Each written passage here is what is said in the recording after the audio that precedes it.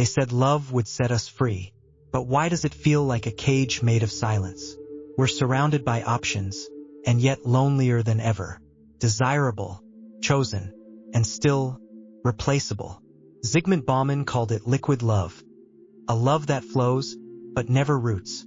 We connect faster than ever, but rarely touch anything real.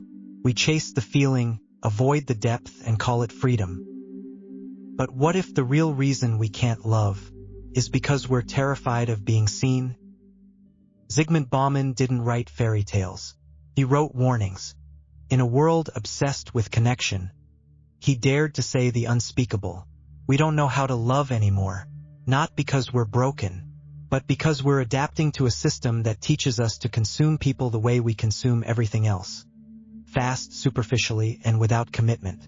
He called it liquid love. A love that slips through your fingers the moment you try to hold it. It's flexible, adaptive, modern, but terrifyingly unstable. We want intimacy, but we scroll. We crave safety, but we ghost. We dream of being chosen, but refuse to choose. And it's not because we're shallow. It's because the culture we're immersed in rewards detachment, efficiency, and appearance. You can see it in the apps where humans become thumbnails. In the conversations where vulnerability is replaced by branding. In the pace where no one has time to stay only to perform. Love, once a slow and messy process of discovery, has turned into a marketplace. Swipe left, upgrade, replace. We confuse freedom with disposability. And in doing so, we learn a terrifying lesson. It's better to be desirable than to be known. Because to be truly known, to be loved in our silence, in our mess, in our contradictions, is to risk rejection. And nothing scares the modern ego more than being unchosen. Bauman didn't blame individuals. He blamed the liquid modernity we swim in. A society that melts every solid bond, that resists permanence, and teaches us that commitment is a limitation, not a liberation. And so, we enter relationships with one eye on the exit. We build connections designed to collapse. We seek the thrill but not the root. But here's the paradox. The more we run from depth, the more we ache for it. The more we curate ourselves to be lovable, the less loved we actually feel. We fear being replaced, but participate in the very system that makes everyone replaceable. Bauman's insight wasn't just sociological. It was deeply human, because beneath the theories, beneath the metaphors, he pointed to a simple truth. The problem of modern love isn't love itself. It's the world we've built around it. A world that tells us to be efficient, not present. Desirable, not authentic. Safe, not vulnerable. And in this world, to love, truly love, becomes an act of resistance.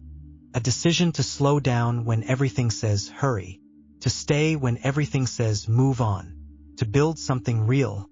In a time where realness is the rarest commodity of all.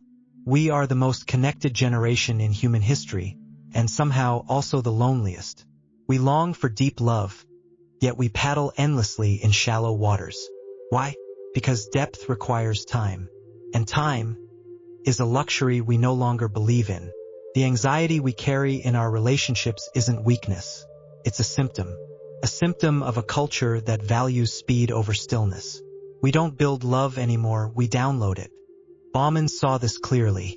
In a liquid world, nothing is meant to stay. Everything must flow, must adapt, must keep moving.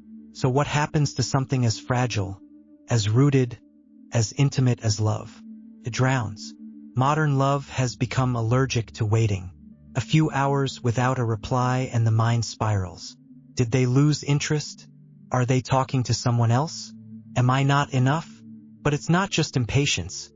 It's fear dressed as independence. We call it self-sufficiency, boundaries, high standards. But often what we're really saying is, I'm afraid of needing someone who might not stay. So we stay cool, detached, unbothered. We talk, but don't commit. We connect, but don't invest. We desire closeness, just not the kind that requires showing our raw, unfiltered self. That kind is risky. That kind demands presence. That kind doesn't perform well on social media. And this is the new tragedy. We've mistaken love for performance. We try to be interesting rather than honest. We curate instead of connect. And all of this happens under the silent governance of the algorithm. Apps are built for engagement, not intimacy. They reward novelty, not commitment. They train us to judge within seconds, to discard without pause. They whisper to our subconscious, "There's always someone better, just keep scrolling." Bauman warned that modernity creates conditions where nothing is meant to last. Not even our attention. We've internalized that. Now we don't just fear missing out on love. We fear missing out on the better version of it. The result? We date like we scroll. Fast, numb, and always looking for something better. And what gets lost in that process is not just the potential for love. It's our capacity to recognize it. Because love, real love, never arrives loudly. It grows in silence, in awkward pauses, in moments that feel unremarkable but aren't. But our culture doesn't reward slowness. And so, we become people who want the ocean but fear depth. We want a love that changes everything, but we're terrified of the discomfort that change requires. Until we confront that contradiction, we'll keep drowning in shallow waters, mistaking every wave for connection, while never truly learning how to swim. We think being available means being wanted. But in the age of liquid love, availability has lost its value. When everyone is always online, present, reachable, no one is really seen. Love used to be a rare discovery. Now it feels like a feed, constantly refreshed, instantly consumed, easily forgotten. Zygmunt Bauman warned us, when connections become abundant and disposable, the human soul becomes blurred. The lines between presence and performance fade. And so do we. In the desperate hunger to be loved, many of us begin to edit ourselves. Not to lie, but to survive. We post the right photos. We say what the other wants to hear. We dim certain truths, amplify others, and filter what's too raw to be liked. And slowly, without noticing, we become strangers to ourselves. Psychologists call this self-alienation, the distance between who we are and who we perform to be. And the bigger the gap, the lonelier we feel. Because even when we're chosen, we're never sure who they chose. The real us, or the version we thought would be enough. This is the hidden cost of constant availability. We show up everywhere, but rarely as ourselves. And when love becomes an exchange of personas, not souls, everything feels hollow, like a song with no melody, a hug through a screen. The irony is that we do all this in pursuit of intimacy. But intimacy doesn't happen when we're liked. It happens when we're known. And to be known truly requires discomfort. It means saying the thing that might make them leave. It means showing the flaw that can't be airbrushed. It means existing without the mask. But vulnerability isn't trending. In a culture of constant exposure, paradoxically, we hide more than ever.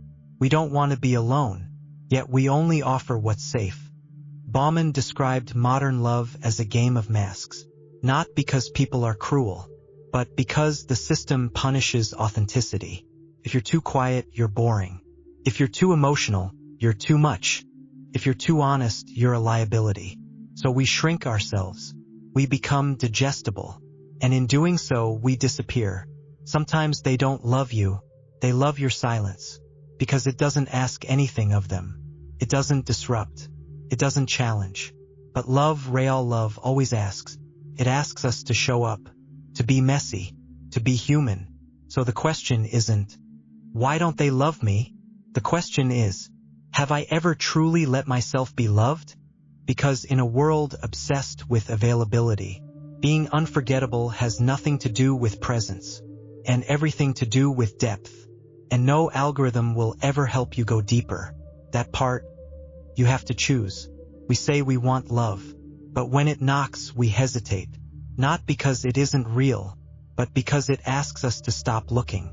And in a world of infinite options, stopping feels like dying. This is the fantasy hidden inside the fear of choosing. That maybe, just maybe, someone better is still out there. Someone who won't trigger our wounds. Someone who matches every ideal. Someone who saves us from the work. But Zygmunt Bauman saw the danger in this illusion. He wrote, "In a world of abundance, commitment becomes a threat, because to choose, truly choose, means renouncing all the other possible yous you could have been with. It means facing the unbearable truth. Love is not limitless. It's sacred because it ends. Modern relationships often begin with fire and vanish with silence. Why? Because many of us weren't taught how to stay. We were taught how to chase, how to impress, how to leave before being left. So commitment starts to feel like a loss, not a gain, like a shrinking, not an expansion. And when you've grown up in a culture that equates personal freedom with constant mobility, settling down can feel like betrayal. We internalize the voice of the marketplace. You can do better. You deserve more. Don't settle. Upgrade. But love isn't a smartphone. It doesn't get outdated because someone else seems shinier. In fact, what many call falling out of love is often just the ego reacting to the discomfort of staying. Because real love requires maintenance. It demands showing up even when the novelty wears off. It asks us to love what doesn't always please us, to stay curious about what no longer excites. The ego hates this. It wants love to be thrilling, convenient, and endlessly affirming. But the soul just wants to be met, fully. And that depth cannot exist in a state of constant comparison. Bauman warned us, the more choices we have, the harder it is to choose. And in that paralysis, we lose the very thing we claim to seek. A bond that means something, because meaning is built through investment, through repetition, through repair, not through perfection. But the fantasy persists. The fantasy that somewhere, out there, is a love that demands nothing, heals everything, and never hurts. So we run, we chase, we scroll, and we call that freedom. But maybe the most radical kind of freedom isn't found in endless choice, but in sacred commitment. Because love doesn't fail us. We fail to stay.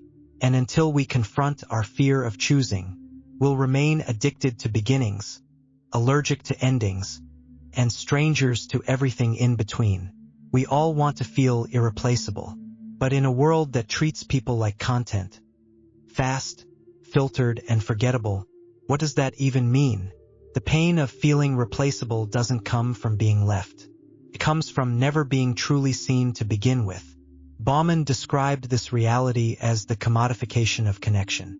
When love becomes a market, people become products. We start evaluating ourselves and others by market value. How attractive are you? How emotionally available? How convenient?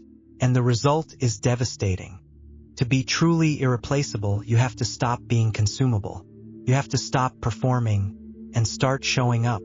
That means revealing your contradictions, your fears, your limits, not to be pitted, but to be known. And yet, this is precisely what modern love teaches us to avoid. We're told to be low maintenance, to never ask too much, to always be chill. But the truth is, love that costs nothing usually gives nothing. To be unforgettable, you have to be real. And to be real, you have to risk being rejected. Vulnerability is the price of depth. It's the bridge between visibility and intimacy. But we live in a culture that worships validation, not vulnerability. So we stay on the surface. We curate rather than connect. And we wonder why no one ever stays. Here's the quiet truth. No one can treasure you if you've never let them meet the parts of you that feel unlovable. Being hard to replace isn't about being impressive. It's about being honest. When you show someone your truth, the raw, unfiltered, unedited version, and they choose to stay, that is love. But it can't happen if you're always trying to be what they want. You don't become irreplaceable by being perfect. You become irreplaceable by being human. So stop asking, why didn't they stay? And start asking, did I ever truly let them see me?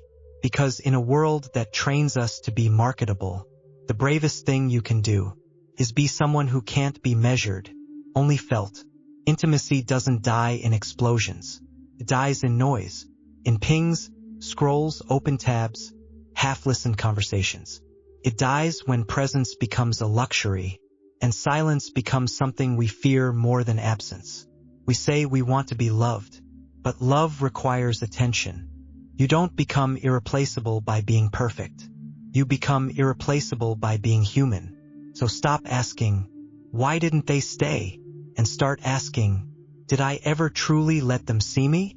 Because in a world that trains us to be marketable, the bravest thing you can do is be someone who can't be measured, only felt.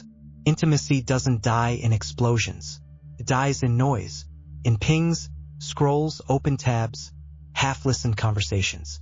It dies when presence becomes a luxury, and silence becomes something we fear more than absence. We say we want to be loved, but love requires attention, starving for the one thing silence brings: depth. Think about it. When was the last time you listened to someone without planning your reply? Without checking your phone? Without needing the moment to be useful? We confuse presence with proximity, but you can sit right next to someone and be miles away emotionally. We call it connection, but what we often feel is friction, because the real thread between two people is made of shared attention, and that thread is fraying. Intimacy begins when we stop performing, when we stop multitasking each other, when the other person no longer has to earn our attention, because they have it. But in the age of the infinite scroll, our nervous systems are wired to expect the next thing, the next message, the next hit of novelty, so we become unavailable even when we're together, physically close, emotionally distant. And the worst part is we've normalized it. We think it's enough to be there, but love isn't a GPS pin. It's a quality of presence, and that quality is disappearing. We fear the silence that love needs to thrive, because silence asks uncomfortable questions. It forces us to face ourselves and each other. It reveals where we're disconnected, where we're faking, where we're numb. But here's the secret. The silence we avoid is the very soil where intimacy grows. To love someone deeply, you must learn to hear them between their words, to notice the tremble behind their smile, to feel their pause as a plea, not a rejection. And none of that happens when we're distracted. In a world that monetizes attention, to give someone your full presence is not just rare, it's revolutionary. Because when everything around you is noise, listening becomes an act of rebellion, and love, real love, becomes something sacred again. So the next time you feel love slipping, ask yourself, is it dying because it's not there? Or because the noise is louder? The depth you're craving lives on the other side of your distraction. And maybe, just maybe, the most romantic thing you can give today is your undivided attention. To love today is to resist, not in some dramatic, heroic way, but in the quiet, everyday decision. To stay when everything in you wants to run, to stay when discomfort arises, to stay when love stops feeling effortless and starts requiring effort. Zygmunt Bauman wasn't cynical. He was simply honest. He knew that in a world built to dissolve connections, loving someone deeply is a radical act. Because love now isn't just an emotion, it's endurance. It's presence in the era of absence. It's choosing to go deep when everything urges you to stay shallow. We've been sold the idea that freedom means keeping our options open. But what if the highest form of freedom is choosing one person over and over again, even when the novelty fades?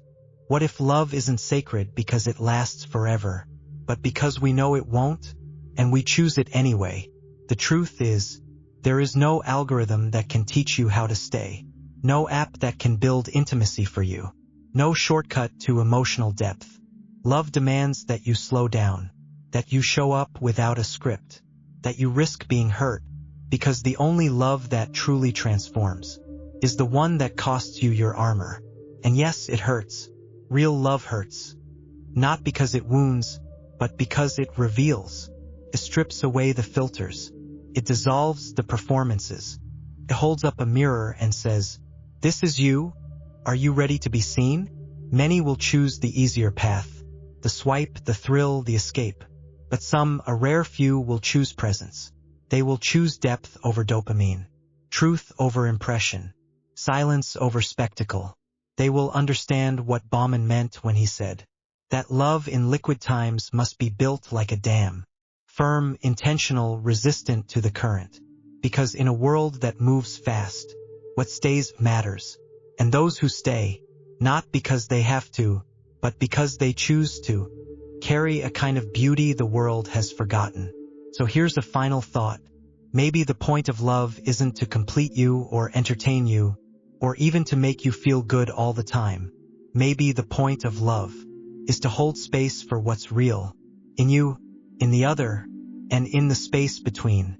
Not perfect, not always easy, but real. And in this chaotic, overstimulated world, real is the rarest thing of all. What we explored today is just a fragment, a single thread in the vast tapestry of who we are. But if it made you pause even for a second, then that silence was worth more than 1,000 scrolls. If you're still here, I see you, and I thank you. You're invited to continue, with a comment, a click, or even just a thought you carry into your evening. There are more videos waiting, deeper questions, harder truths. I'll be there. Like and subscribe only if it feels honest. I'm not here to chase numbers. I'm here to build conversations that matter. Until next time, remember, in a world designed for escape, to stay present is the most beautiful rebellion.